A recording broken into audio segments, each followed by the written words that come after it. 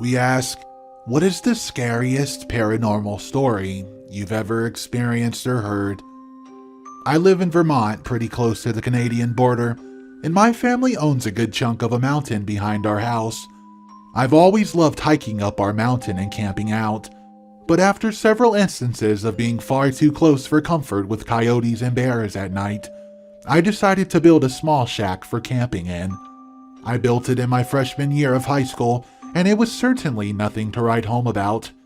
It was a log cabin made from only moose maple, which is sick for building with, and completely encased in roofing to prevent rain from blowing through the cracks.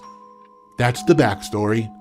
The camp became a pretty popular spot for my friends and me to hang out, shoot guns, and blow stuff up, because it was 10 miles away from anything significant or any settlement. While it was certainly liberating being in the middle of nowhere, we all knew it was on us to get to safety if any of us got injured up there. Anyways, I'll start with the story. I asked one of my close friends to go on a camp out on a Friday night after school. We'd been friends since middle school, so we've been up there multiple times before.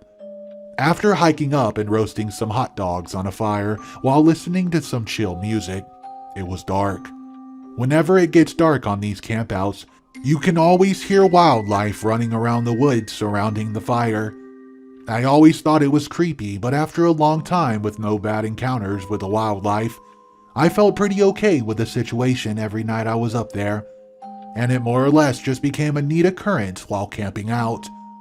I always was armed with some sort of gun going up there for protection, so I never felt that scared. Anyways, after having our fill, we decided to go into the camp and get some shut-eye.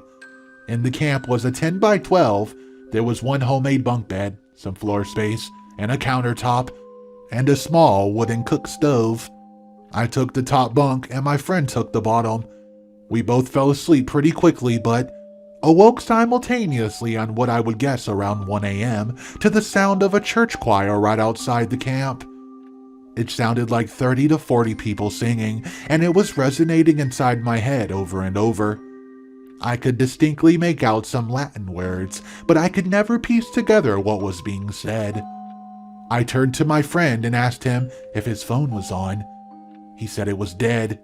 The creepiest part about this, after reflecting on it, was that they were perfectly calm. If anything, it was super soothing, and eventually we both fell asleep. In the morning, we both checked around the camp and we saw no signs of anyone, let alone 40 people. We were 10 miles away from town. To this day, I have no clue what happened, but I commonly refer to the singing as the angels because of how angelic it sounded. I think about it all the time, but it hasn't happened to me again since. I'm just glad I have someone to corroborate the story with, or people would think I'm insane. This is something I've never been able to rationalize. For months after my dad died, we were getting landline calls where no one would answer on the other end. This was in 2002, so while robocaller was a thing, it wasn't as prevalent as it is today. But we did assume that they were probably wrong numbers or something. Well, one time after getting yet another call with only silence on the other end, I jokingly said, "Dad, if that's you, call my cell phone." I want to preface this by saying I rarely ever got calls on my cell phone. Never spam calls in those days. I was 18 with an unlisted number that only my family and a few friends had. Just a few minutes later, my phone rang with a number I've never seen before, with what I just said freshly in my mind. I kind of freaked out and did not answer. I was on my way to go somewhere with my mom, so when we got in the car, I told her what happened. We decided to call the number back. It didn't even ring. There was activity on the other end, muffled static and the sound of numbers being dialed slowly. It was the weirdest thing. Both Mom and I said hello, but no one ever answered. Has anyone ever had something like that happen to them when dialing a number? I've never had it happen before or since. Midnight Monster here. If you're enjoying these stories so far, Just know there's going to be plenty of paranormal, horror, murder stories, and just downright creepy, unexplained situations that you can't figure out. So go ahead and press that subscribe button, and we're going to hop into some more stories. It's my mom's story, so her friend called her and was slightly hysterical that her house was haunted.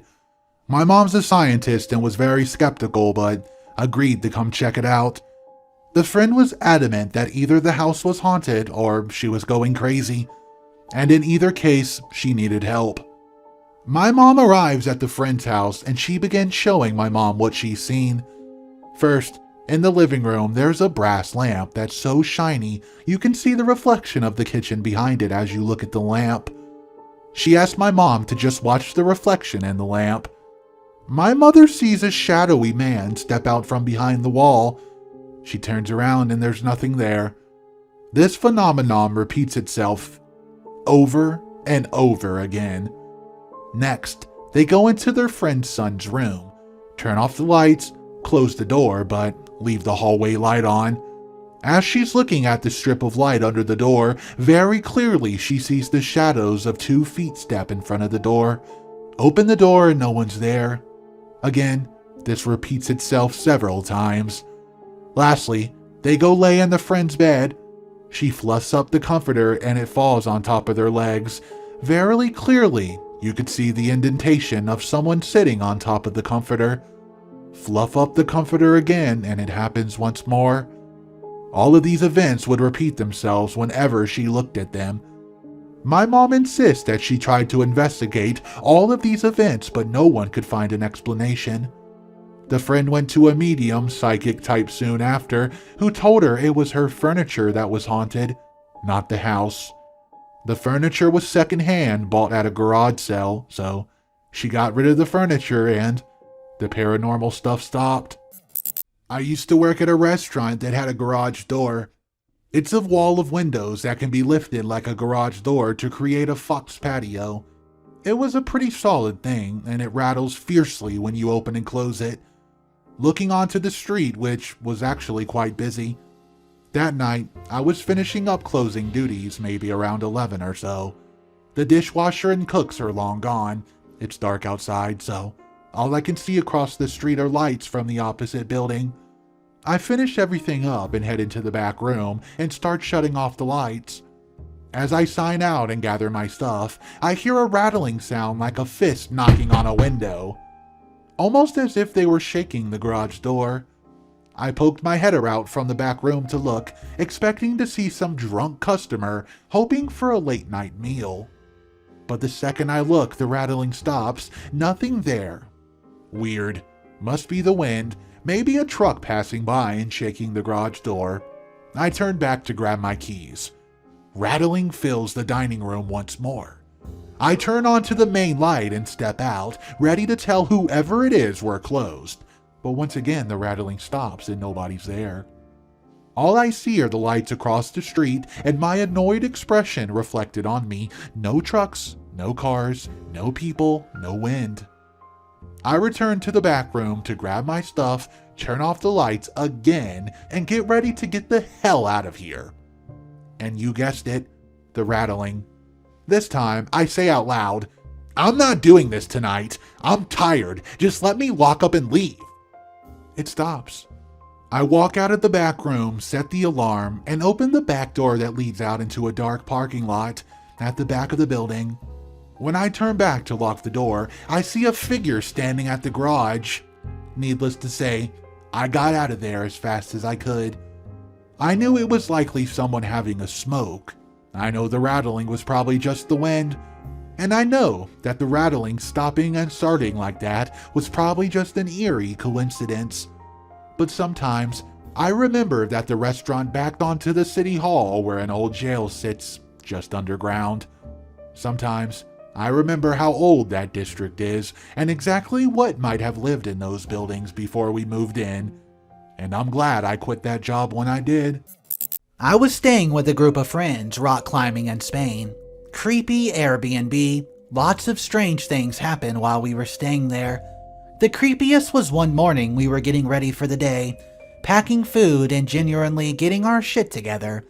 and I went upstairs to grab something. As I was heading back downstairs, I walked past my friend's boyfriend on the landing and saw him turn and go into my friend's room. I think I asked him something, but he did not reply. I thought rude and headed downstairs, walking into the kitchen, and there he was, sorting food with my friend. Everyone swore he'd been downstairs the whole time, plus there was only one staircase and it would have been impossible for him to overtake me and get to the kitchen before me. I went back upstairs and checked their room, and there was no one up there but me. I've never experienced anything creepy or inexplicable before we stayed in that Airbnb, and I'd say I'm very skeptical about supernatural stuff, but multiple things happened on that trip that spooked me. About 10 years ago, I would have been 24 and I was still living with my parents. My bedroom was in the basement, and one night, around 3 a.m., I was woken up to the sound of a young child crying. It sounded like it was coming from just outside my window. I could not just look out the window because it was covered in ivy, so I quickly hopped out of the bed to go help the kid. As I got closer to my bedroom door, I could hear the crying was actually on the other side of the door. I opened it. No one's there, and the crying stopped. Spooked, I immediately jumped back into bed and the crying started once more. Later that day at dinner, my family was sitting around the table, and I brought up the experience I had. One of my sisters told a story about how when she was a kid, she'd always leave her room at night to go sleep with my parents because she'd see a little girl walking out of her closet. As she left her room and got my parents' door waiting to be let in because the door was locked, she'd see the little girl walking up the stairs that were right there. After she told this story, my youngest sister looked scared and asked, "This little girl, is she wearing a pink nightgown with shoulder-length brunette hair?" Now, my sister was scared because this is exactly who we saw. My youngest sister told me how she had similar experiences with that little girl coming out of the closet at night or walking up the stairs at night. I'm convinced that something happened either in that house before we moved in or on the land that my parents' house was built on. I was putting beef in the slow cooker because I wanted it done in the morning and it was late at night. I reached up to grab some seasonings and I heard creaking. I told my kids to get into the bed. I see something out of my peripheral vision, and there's nobody but a head of a bald, pale man floating 3.5, maybe 4 feet off the ground in the middle of the floor. Its face kept looking as if it was sad or like it was begging. It locked its eyes with me and I fucking froze. I had a darker wall with a coat rack with my husband's work jacket, so it stood out like a sore thumb. I looked away thinking it was my imagination, but when I looked back it was still there, so I ran out the back door because I had to pass it to get upstairs with my husband and kids. I ended up calling him on my phone to come walk me in. I was wide awake, not sleepy, not out of it, no medication. I have no reason to see that ever. Scariest was probably when I was around 11 or 12. Went to his friend's house to hang out and found her sitting outside her house freaking out, saying a mirror kept trying to kill her. When she calms down a little bit, she took me up to her room and said, "Watch this." She had this big square mirror on top of her dresser, leaning back against the wall. She bends over like she's going to open the bottom drawer and get something out of it, and I watch this square mirror stand up on its own until it's not leaning on the wall, but standing upright on its edges, and then it rolls as best as a square can, all shthunk, shthunk, shthunk, until it's rolled off the dresser and fallen to the ground. Missing my friend's head by maybe half an inch, mirror did not break when it hit the ground. She gave me this, "You saw it, right?" look, but the mirror was right back on the dresser and we both left. I believe she had her mom move the mirror out of her room after that, and as far as I know, nothing creepy like that happened again, but it was unsettling to see. On a lighter note, my family had what we would believe was a ghost of a little girl living with us for several years in a house we rented in Tennessee. Never creepy. We would catch glimpses of her out of the corner of our eye. My wife and I would feel her climb up into the bed with us to snuggle at night, like little kids or whatnot would do. One of us would be up late at night and see the kids' computer chairs swivel to face the computer, and the computer would then boot up and start loading the kids' play or educational sites. One of the neatest experiences was when we got our first cat. She was a neighborhood stray and we took her in. The entire family was in the living room at the front of the house, just being chill and letting her explore her new environment. She meanders down the hall to the back of the house, and we all hear clear as day a delighted little girl giggle, "Kitty!" from down the hall. We moved away from that house about 7 years ago now. I still think about it and hope whatever is living there is nice to that little girl. She most is just lonely. I had a friend when I was around 8 that I would always hang out with. She drove me up to the wall because if we were in different rooms, I called her out. She'd never answer. She would just walk into the room and then respond. I hated it because it would scare me when she'd silently pop out of nowhere when I called out. Her whole family was like this too. I thought it was just a politeness thing because one of my aunts would always yell at me for shouting, "What?" if she called me from another room. But my aunt was only angry that I never said yes. So, yeah, I thought my friend and her family were just weird. I asked my friend why she could never just simply answer me when I yelled for her. She'd always just shrug and say there's no real reason, and that's just how she rolls. I pointed out that her parents and siblings were the same, and she said, yeah, they roll like that too. Okay, fine. Well, one day, I was over there and her dad was at work and her stay-at-home mom went to take one of the brothers to hockey practice and the younger ones to the doctor's office or something. She left us home because she did not feel like carting around a bunch of kids, and she knew we would not tear the house apart as the boys would. An hour after she left, my friend and I upstairs were doing crazy shit when I heard someone downstairs call her name. It happened twice and she did not notice.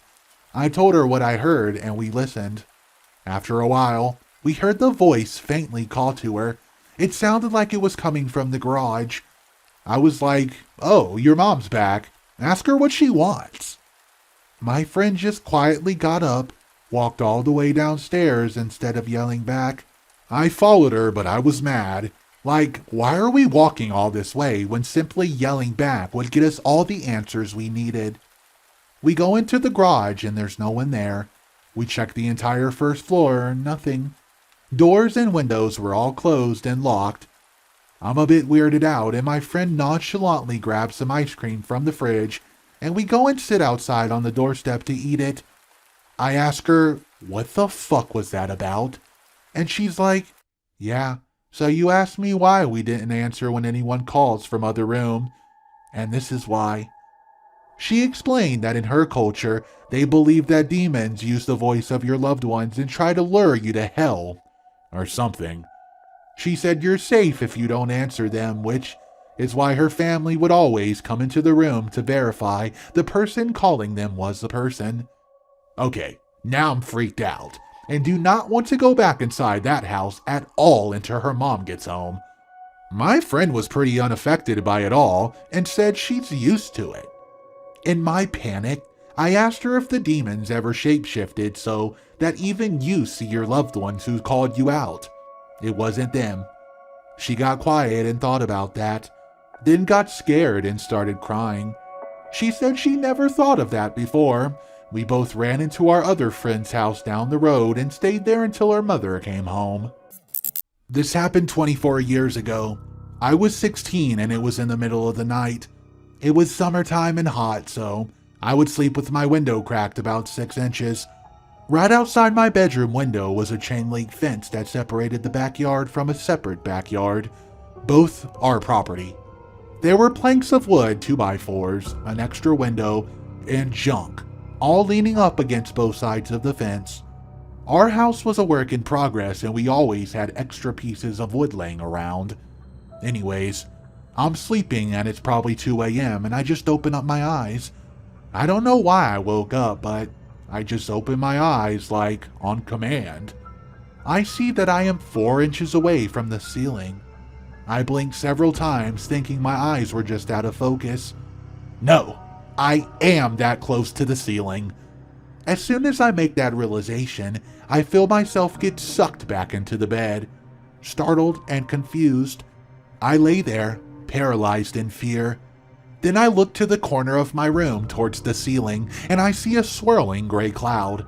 In an instant, I sense this gray cloud knows I'm aware of its presence. It rushes over my bed, then shoots out the window. At that moment, the boards of wood leaning up against the fence outside my room explode. Not explode, but by some force are thrown both sides out the fence. The next morning, wood was all over both yards. I did not know how to explain what has happened, so I helped pick up the wood and carried on. A strange thing is that I knew that it needed an open window to escape, and I knew it as soon as it flew out that window. I don't know how I knew that, but the window needed to be open. Many years later, I realized that I may have been having some kind of out-of-body experience, but that was the most real, unreal thing that's ever happened to me. That was 10 paranormal activity stories that you just can't explain. If you enjoyed listening, go ahead and press the like button and subscribe to the channel for daily spooky moments.